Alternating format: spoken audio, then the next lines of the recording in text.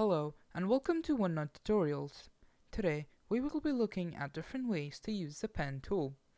Be aware that OneNote has different interfaces for the online version and the native app. For this tutorial, we will be using the native app. To access the pen tool, click on Draw, then locate the toolbar of pen icons in the center of the Draw menu. Click on any pen to use it. Pens can be edited in terms of thickness and color.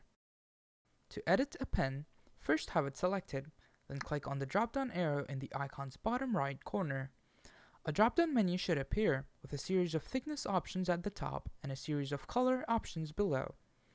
Simply click on the options you want and then click on the pen icon again to close the drop-down menu.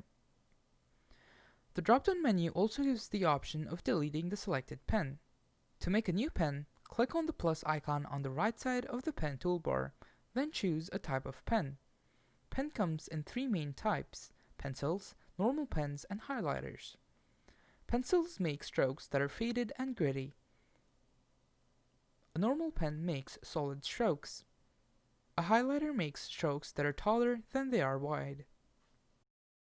The eraser is found on the left side of the pen toolbar.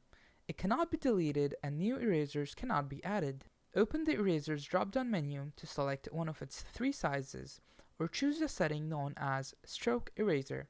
The stroke eraser can be used to erase the full length of lines that were drawn with a single stroke. This concludes our tutorial on the pen tool.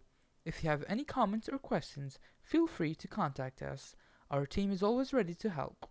Let us know if this information was helpful, and as always, have a nice day.